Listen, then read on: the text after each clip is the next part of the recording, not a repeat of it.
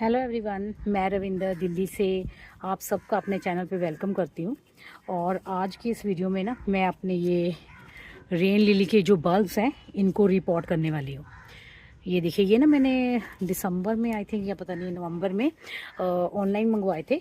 और तब जब ये आए ना तो उसके बाद ये देखिए मैंने इनको सबको ऐसे छोटे छोटे पॉट्स में लगाकर रीपॉट कर दिया था, क्योंकि तब फ्लावरिंग का सीज़न तो था नहीं, डोरमेंसी में जाना था।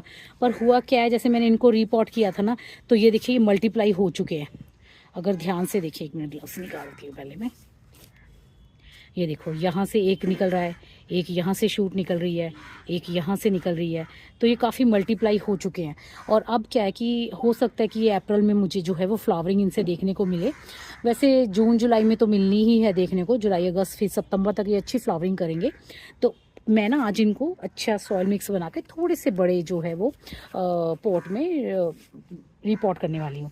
तो उसके लिए ना इस बार मैंने जो है वो, पहले तो देखिए मैंने ये याकुड के बॉक्स में करे थे वेस्ट में, और इस बार ये मैं ऐसे ले रही हूँ पीनट बटर के ये डिब्बे हैं मेरे पास, काफ़ी सारे हैं। इसको मैंने पेंट नहीं किया, और यहाँ पर जो है इनको मैंने पेंट करके सुखा लिया है अच्छे तरह से।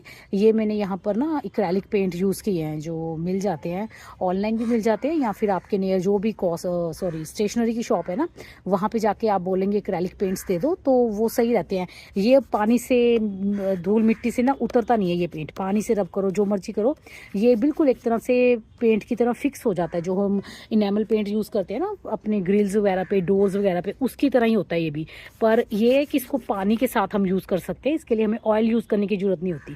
पर ये भी उनकी तरह मजबूत होता है। तो मैंने यहाँ पर वो रेड कलर में यूज़ किया है, और ये एक रह गया, अभी इसको भी देखूंगी पेंट करके, फिर इसमें होल्स बना लूँगी और फिर इससे इसमें भी लगा दूँगी। अभी मेरे पास ये 7 बल्ब है, पर मेरे पास पोर्ट्स 5 ही हैं, तो अभी मैं 5 को करूँगी। और पहले इनमें सबसे पहले जो है वो अच्छी तरह से होल्स बना लेते हैं। तो चलिए फिर होल्स बनाने चलते हैं। तो ये देखिए मैं ना ऐसे जितने भी मेरे बॉक्स हैं ये इनमें होल बना लूँगी नीचे। मैं यहाँ पे होल जो है ना वो सोल्डिंग आयरन से बना रही हूँ। अगर आपके पास सोल्डिंग आयरन नहीं है ना तो आप पेचकस को गर्म करके या चक्कू को गर्म करके भी इनके अंदर जो है वो होल्स बना सकते हैं। बट हाँ, अच्छे से होल बनाइए, क्योंकि पानी जो है ना वो मिट्टी में रुकना नहीं चाहिए।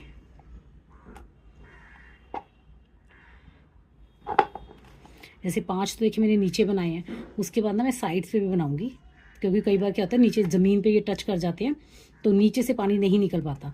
तो उसके लिए क्या कि हम साइड पे भी एक एक होल बना देंगे, कि अगर नीचे से पानी में कोई दिक्कत आई निकलने में तो पानी जो है वो ऊपर से निकल जाए, जो हमने ऐसे साइड्स पे होल बनाया ना उनमें से निकल जाए।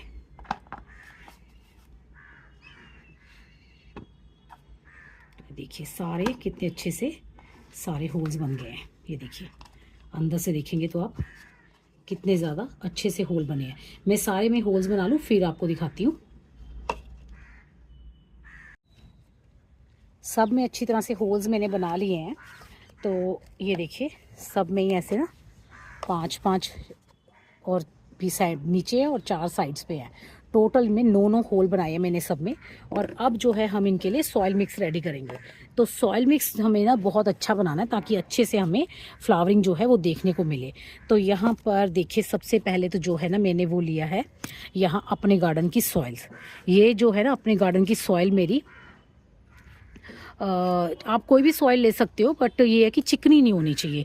अगर वो चिकनी या मतलब हार्ड सॉइल है ना तो उसको आपको पहले भुरभुरा बनाना है, और उसके बाद उसमें जो है अपने बल्ब्स जो है वो रिपोर्ट करने हैं। क्योंकि बल्ब्स जो होते हैं ना उनको बहुत ही अच्छी भुरभुरी मिट्टी चाहिए होती है। हार्ड मिट्टी में वो अच्छे से सर्वाइव नहीं करते, ना ही मल्टीप्लाई करते हैं, और ना ही उनमें जो है उनकी रूट्स फैल पाती हैं, और ना ही फिर आपको फ्लावरिंग देखने को मिलती है। तो यहाँ जो मैंने अपने गार्डन की सॉइल है ना वो ली है ऐसे ऐसे 4 कप। ऐसे 4 कप मैंने यहाँ पर गार्डन की सॉइल ली है। उसमें देखिए 1 कप, जो ऐसा 1 कप में डाल रही हूँ कोकोपीट। वैसे तो मेरी जो गार्डन की सॉइल है ना इसमें कोकोपीट वगैरह सब कुछ पहले से मिला होता है, पर फिर भी मैं इनको मिट्टी को और भी ज़्यादा भुरभुरा बनाने वाली हूँ, ताकि अच्छे से जो है मेरे बल्ब सर्वाइव करें। क्योंकि काफ़ी कॉस्टली दिए थे मैंने, ये मुझे मिले थे 630 के 5 बल्ब। तो महंगे बल्ब हैं फिर ख़राब ना हो जाए ना। और यहाँ पे देखिए 1 गिलास भर के मैं जो है वो यूज़ कर रही हूँ वर्मी कंपोस्ट। आपके पास जो भी कंपोस्ट है ना आप वो यूज़ कर सकते हैं, पर मैं रेकमेंड करूँगी कि आप ना वर्मी कंपोस्ट ही यूज़ कीजिए, क्योंकि इसमें ना किसी भी तरह का कोई जो है वो दूसरे पौधों के ना वो नहीं होते, बीज वगैरह नहीं होते जिससे कि वो अंकुरित हो जाए। अगर हम किचन वेस्ट यूज़ करते हैं तो उसमें भी जो है वो दूसरे पौधों के ना बीज वगैरह डले होते हैं, क्योंकि हमारी किचन में वो उनमें होते हैं और वो बाद में ग्रो हो जाते हैं। और गोबर की खाद में तो बहुत ज़्यादा खैर खरपतवार उगती है, बहुत ज़्यादा वीड आपको देखने को मिलेगी गोबर की खाद में। यहाँ मैंने 1 गिलास डाला है जो है राइस हस्क, ठीक है। मैंने 1 गिलास इसमें कंपोस्ट डाला है, 1 गिलास इसमें कोकोपीट डाली है और 1 गिलास इसमें डाला है राइस हस्क। और अब जो है वो सबसे ज़रूरी चीज़ वो है रेत, सैंड, जो कि कंस्ट्रक्शन में यूज़ होती है। ग्रे वाली बारीक वाली सैंड मैं यूज़ कर रही हूँ। अगर आपके पास थोड़ी सी मोटी है तो आप वो भी यूज़ कर सकते हैं, पर बदरपुर यूज़ मत करना, जो कि पत्थरों का चूरा होता है ना, वो मत यूज़ करना। उससे फिर मिट्टी जो आपकी भारी हो जाएगी, हार्ड हो जाएगी। ये वाली जो कंस्ट्रक्शन में ग्रे वाली सैंड होती है ना, वही आपको यूज़ करनी है। अब ये तो देखिए हमारी जो है ना सॉइल ही रेडी हुई है। इसमें कंपोस्ट है, राइस हस्क है, कोकोपीट है और सैंड है। अगर आपके पास कोकोपीट या राइस हस्क नहीं है ना तो आप उसको अवॉइड भी कर सकते हैं, कि आप सोचे है हमारे पास तो ये 2 चीज़ें नहीं है फिर हम कैसे लगाएं। तब भी आपको कोई दिक्कत नहीं है। आपको एक हिस्सा मिट्टी लेनी है, एक हिस्सा रेत लेनी है और एक हिस्सा कंपोस्ट लेनी है। तीनों हिस्सों को बराबर बांट के, जैसे मैं आपको बता दूं एग्जांपल के लिए, ये 1 गिलास मिट्टी लेंगे, 1 गिलास रेत लेंगे और 1 गिलास ही कंपोस्ट लेंगे। तीनों को मिला के भी आप एक अच्छा सॉइल मिक्स बना सकते हैं। कोई इतना बड़ा इशू नहीं है कि हमारे पास कोकोपीट नहीं है या फिर हमारे पास राइस हस्क नहीं है। मेरे पास था इसलिए मैंने मिला दिया, अगर नहीं है तो कोई बड़ी बात नहीं है, आप मत मिलाना। अब क्या है कि हमें इसमें दूसरी चीज़ें भी मिलानी है। तो सबसे पहले मैं यहाँ पर ऐड करूँगी बोन मील। जो जितने भी बल्बस प्लांट होते हैं ना उनको बोन मील बहुत पसंद होती है। बोन मील अच्छा फास्फोरस का सोर्स होती है, अच्छा कैल्शियम का सोर्स होती है, तो आपको बोन मील जरूर मिलानी चाहिए। तो यहाँ में देखिए ये मेरे 5 बल्ब लगने, तो मैं 2 मुट्ठी भर के जो है बोन मील डाल दूंगी। जब मैंने अमेरलिस लिली के बल्ब लगाने बताए थे ना, तब भी मैंने बताया था कि मैं जो है वो बोन मील डाल रही हूँ अपने बल्ब के प्लांट्स में, क्योंकि बोन मील जो होती है ना वो बहुत ही अच्छा सोर्स होती है फास्फोरस का और कैल्शियम का, और जितने भी बल्बस प्लांट होते हैं उनको पसंद भी बहुत होती है। और 1 मुट्ठी भर के ऐसे मैं डाल रही हूँ नीम खली। नीम खली जो होती है ना वो जड़ों में कीड़े लगने से, फंगस लगने से या जड़ों से जो भी रोग पनपते हैं ना उनसे बचाती है, चींटियों से बचाती है हमारे पौधों को, जड़ों में चींटियाँ नहीं लगने देती। कंपोस्ट डाल दी। अब इस बार ना मैं एक एक्सपेरिमेंट कर रही हूँ और भी, ये होन मिल मैंने बड़ा सुना है कि अच्छी होती है, तो इस बार ना मैंने होन मिल भी मंगवाई है। ये 1 किलो का पैकेट मंगवाया। जब मैंने मंगवाया था ना तब मैंने आपसे शेयर भी किया था। ये देखिए होर्न मील, ये ना जो जानवरों के सींग होते हैं ना उनको क्रश करके बनती है, तो ये भी कहते हैं काफ़ी अच्छी होती है हमारे प्लांट्स के लिए। तो मैंने फ़र्स्ट टाइम ही मंगवाई है और देखती हूँ इसका क्या रिस्पॉन्स निकलता है। तो मैं यहाँ पर होर्न मिल भी यूज़ कर रही हूँ। 1 मुट्ठी भर के मैंने होर्न मिल भी डाल दी है, ठीक है। अब होर्न मिल डाल दी, बोन मिल डाल दी, साथ में हमने डाल दिया नीम खली। अब मैं डालूंगी 1 चम्मच ट्राइकोडर्मा। अच्छा मैंने पिछली वीडियो में बोला था मेरे पास ट्राइकोडर्मा नहीं है, तो देखिए आ गया। कह तो रहे थे 27 मार्च, पर जिस दिन मैंने प्लांट लगाए उसी दिन ये आ गया, डिलीवर हो गया।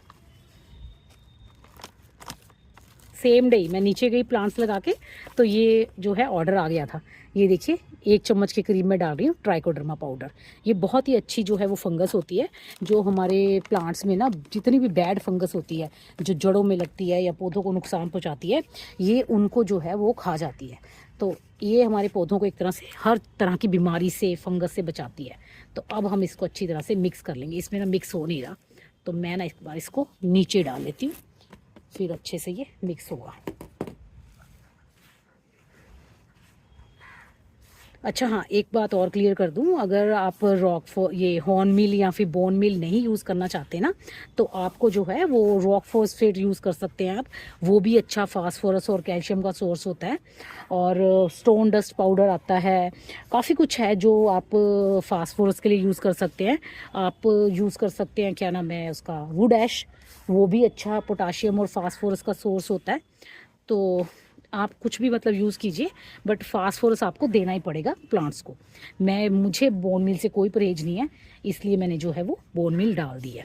अब देखिए जैसे हमारी मिट्टी पूरी रेडी होगी ना अच्छे से, देखिए कितनी भुरभुरी और बढ़िया मिट्टी बनी है ना, इसमें हमारे बल्ब्स जो हैं वो बहुत अच्छे से सर्वाइव करेंगे। तो सबसे पहले मैं एक पॉट लेती हूँ, मैंने इनके देखिए कैप भी रखे हुए हैं नीचे, ताकि हम इनको ऐसे रख देंगे, कहीं भी रख सकते हैं, तो उससे जो है ना वो एक तरह से ड्रेनेज ट्रे का भी काम करेंगे ये कैप। तो मैंने इन कैप्स को भी फेंका नहीं है, रख लिया अभी। तो सबसे पहले हम जो है, आप चाहें तो कुछ नीचे रख सकते हैं, पर मैं नहीं रख रही, ऐसे डाल रही हूँ, या रख देती हूँ कुछ ना, पत्ते वगैरह कुछ लेके आती हूँ, मिट्टी नहीं निकलेगी नीचे से।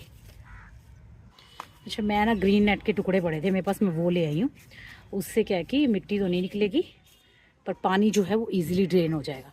तो मैं यहाँ नीचे जो है इस ग्रीन नेट के टुकड़े को अच्छी तरह से बिछा दूँगी। ये काफ़ी एयरी भी रहते हैं, तो कोई नुकसान भी नहीं होगा, बिल्कुल पानी जो है हमारा ब्लॉक नहीं होगा पोट। तो अब हम डालेंगे अपनी मिट्टी को, बस थोड़ा ही भरेंगे, क्योंकि ऑलरेडी जो है पोट में काफ़ी मिट्टी है। ये देखिए इनकी रूट्स नीचे से दिख रही है, रूट्स जो है वो नीचे से बाहर आ रही हैं।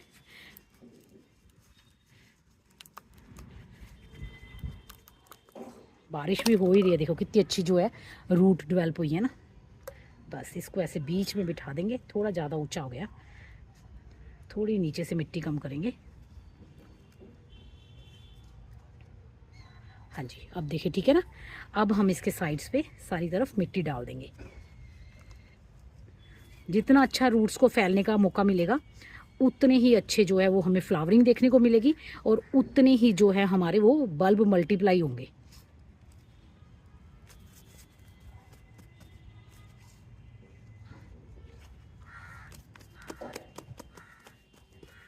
तो देखिए जी, एक बल्ब जो है हमारा लग गया, एक में भी वैसे 4-5 हो चुके हैं अभी।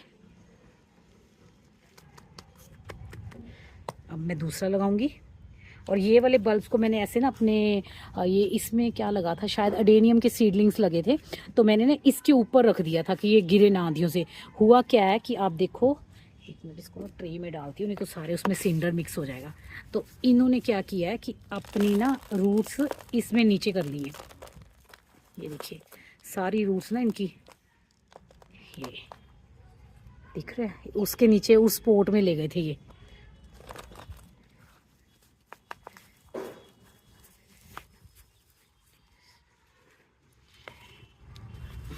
मैं नहीं चाहती कि रूट डैमेज हो, इसलिए थोड़ा ना इसको हिला के, क्रश करके हिला के निकालिए। देखिए बिल्कुल सही से रूट्स निकल आई। ऐसे ना दोनों पोर्ट्स में ऐसा ही हुआ है।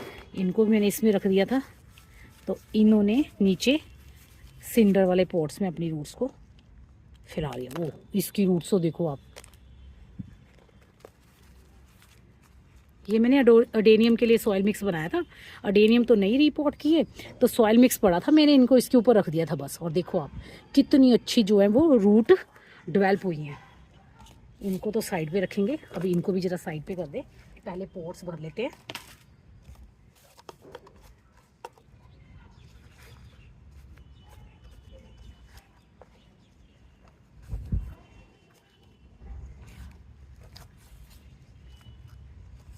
ये हॉर्न मिल तो ऐसे लग रहा है जैसे कोई प्लास्टिक के वो क्रश किए हुए हैं।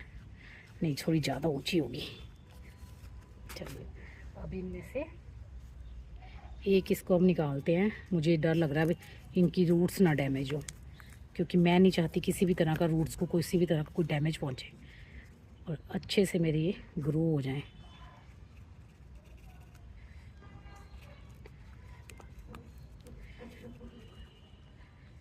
वाह, निकल आई आराम से। ये देखिए बल्ब ना मल्टीप्लाई हो चुके हैं अंदर, एक एक लगाया था और ऑलमोस्ट इसमें भी 4 हो चुके हैं। ये देखिए इधर इधर साइड से दिख रहे हैं छोटे छोटे, इधर भी है, इधर भी है, एक उधर भी है, और इनके रूट्स को किसी तरह का कोई नुकसान नहीं हुआ। मैं ऐसे ही अंदर रख के ना इनको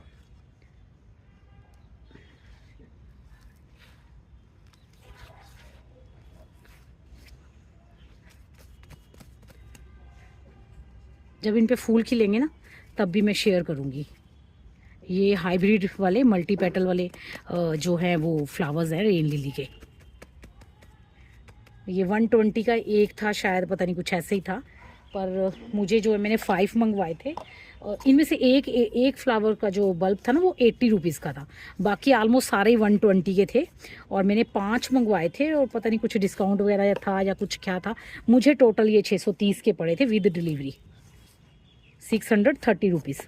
तो मुझे ये अच्छी डील लगी, कोई इतनी बुरी नहीं थी, तो मैंने मंगवाया था। इसमें भी ये देखिए एक का ना शायद काफ़ी सारे हो चुके हैं, तो इसकी भी रूट्स देखिए, इसको मुझे लग रहा है काटना पड़ेगा क्योंकि रूट ज़्यादा बड़ी हैं, वो उस छोटे से होल में से निकलेंगी नहीं। तो पहले मैं ना कुछ लेके आती हूँ, इसको काटते हैं, पर इसको साइड पे रखते हैं, जो दूसरे हैं ना उनको कर लेते हैं। इसकी रूट्स निकल जाएंगी, छोटा छोटा दबा के।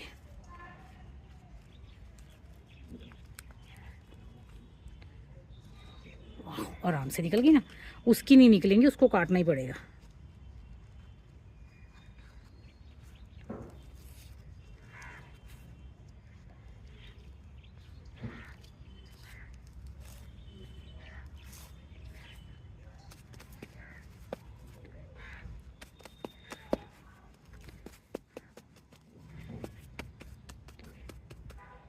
ये भी लग गया। अब इसमें भी नीचे पहले ग्रीन नेट रखेंगे और फिर मिट्टी डालेंगे। अब इसको निकालते हैं, इसकी रूट्स भी लगता नहीं है निकलेंगी, कोशिश करती हूँ, अगर निकल गई तो ठीक है, नहीं तो इसको भी, क्योंकि रूट्स ना ज़्यादा फैली हुई हैं, नहीं निकल जाएंगी।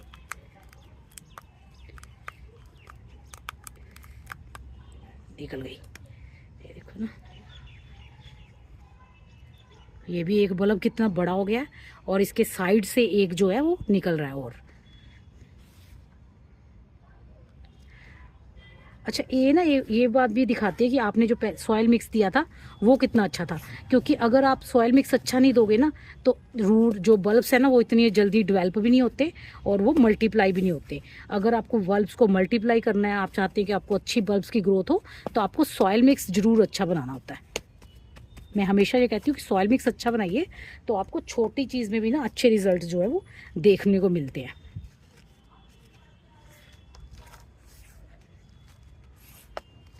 अब ना जरा मैं इससे निकालने की कोशिश करूँ, इसको काटना पड़ेगा, कुछ लेके आती हूँ, कटिंग करती हूँ इसकी।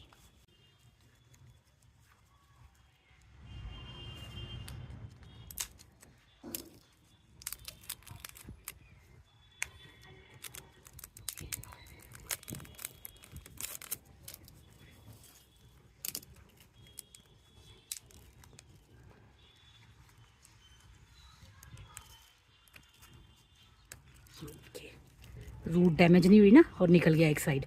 अब मैं ऐसे दूसरी वाली भी निकालनी पड़ेगी मुझे, क्योंकि अगर रूट डैमेज हुई ना तो मेरा बल्ब जो है ना वो 1-2 हफ्ते पीछे चला जाएगा, और मैं नहीं चाहती कि वो पीछे जाए। मैं चाहती हूँ बस अभी से वो जैसे वो न्यू सोल में जाए और वो अपनी ग्रोथ स्टार्ट कर दे। अच्छा, ऐसे जो जो छोटे छोटे टुकड़े निकलते हैं ना, इसको ऐसे कूड़े में नहीं फेंकना, इनको जो बीनते हैं ना, कूड़ा बीनते हैं, उनको देना है, ताकि ये जो प्लास्टिक है हमारे एनवायरनमेंट में ना फैले और ये छोटे छोटे से टुकड़े भी सारे जो है वो अच्छी तरह से यूज़ हो जाए। जो होते हैं ना, क्या कह रही हूँ मैं, छोटे कागज़ वगैरह प्लास्टिक वगैरह बीनते हैं, तो वहाँ पे ये चले जाएंगे और रिसाइकिल हो जाएंगे। तो अगर आपने इनको ऐसे फेंक दिया कूड़े में तो फिर ये इन्वायरमेंट में फैलते रहेंगे इधर उधर, क्योंकि फिर ये कूड़े वाला भी इनको नहीं बीनेगा ना, जो कचरा बीनते हैं वो भी इनको नहीं बीनेंगे क्योंकि बहुत छोटे हैं। तो ये जो है वो हम डिकम्पोज हो के हमारे इन्वायरमेंट में फैलेंगे, हवा में फैलेंगे, वो हार्मफुल होते हैं। छोटे से छोटा टुकड़ा प्लास्टिक का आप ना जो कचरा बीनने वाले आते हैं उनको दो, या फिर कबाड़ी को दे दो, जहाँ पे ये अच्छे से रिसाइकिल हो सके। किसी भी प्लास्टिक के टुकड़े को ना ऐसे इन्वायरमेंट में नहीं फेंकना होता। मैंने तो बैग लगाया हुआ है। अब जैसे ये जितना कचरा ये देखिए लग गया, ये पूरा बिना किसी रूट डैमेज के ये प्लांट भी हमारा लग गया। और ये जितने भी छोटे छोटे ऐसे टुकड़े निकले हैं ना, ये मैं सारे उस बैग में डालूंगी, और मैं अपने जो मेरा आता है कचरा लेने उसको मैं हाथ में देती हूँ और उसको बोलती हूँ ये सारी जो है प्लास्टिक रिसाइकिल हो जाएगी, तो इसको तुम बैग को अलग रख लो। तो मैं ऐसे कोई भी टुकड़ा जो है प्लास्टिक का अपने गार्डन में कचरे में नहीं फेंकती, ना घर से कचरे में फेंकती हूँ।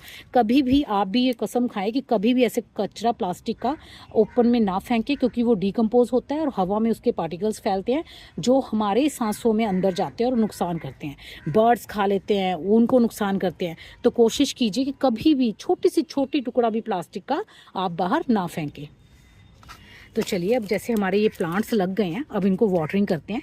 और पहली वाटरिंग आप चाहें तो एप्सम सॉल्ट वाली कर सकते हैं, ह्यूमिक एसिड वाली कर सकते हैं, कोई भी कुछ भी कीजिए, पर मैं जो है ह्यूमिक एसिड वाली करूँगी। आजकल मैं वही यूज़ कर रही हूँ। एप्सम सॉल्ट का तो मैं कभी कभी स्प्रे करती हूँ बस। कम कर दिया मैंने काफ़ी एप्सम सॉल्ट यूज़ करना।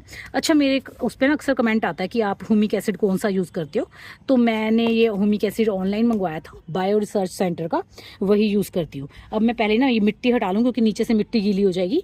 मिट्टी को हटा के फिर मैं इनको वाटरिंग करती हूँ। मैं बायो रिसर्च सेंटर का ह्यूमिक एसिड यूज़ करती हूँ और ना ज़्यादा नहीं यूज़ करना होता। ये देखिए, एक चुटकी, बस एक चुटकी ह्यूमिक एसिड बहुत है।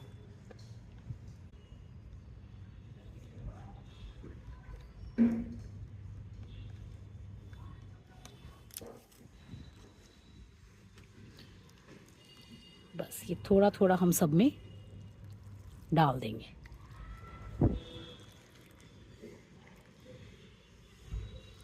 मिट्टी देखा आपने कितनी वेल ड्रेन है कि पानी डालते जो है वो एब्जॉर्व कर रही है मिट्टी अपने अंदर।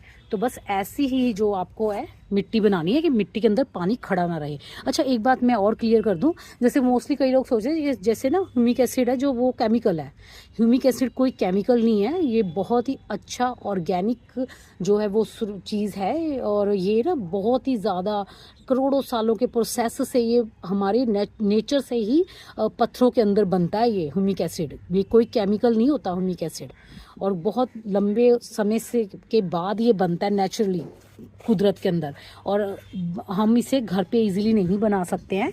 ये जो है ना लकड़ियों के और जो जितने भी चीज़ों का अवशेष होता है उनके करोड़ों साल के विघटन के बाद को जो है ना प्रोसेस से ये रेडी होता है ह्यूमिक एसिड। और इसको फैक्ट्रियों से मशीनों के द्वारा ही निकाला जा सकता है, इसे हम घर पे नहीं बना सकते। और ये कोई केमिकल नहीं है, बिल्कुल 100% ऑर्गेनिक चीज़ है।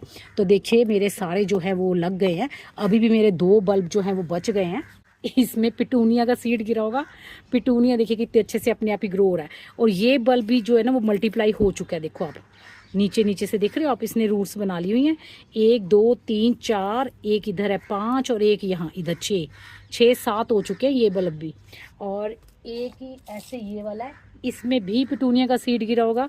इसमें भी पिटूनिया अच्छे से ग्रो हो रहा है, पर हाँ इसने मल्टीप्लाई जो है वो नहीं हुआ। ये 2 ही है बस। ये देखिए एक इधर है और एक इधर, ये 2 ही है, 2 या 3 होंगे बस मैक्सिमम, ये ज़्यादा नहीं फैला। और इनको भी मैं देखती हूँ, अभी लालच आ गया थोड़े दिन पेटूनिया खिल जाएं, उसके बाद जो है इनको रीपॉट करूँगी।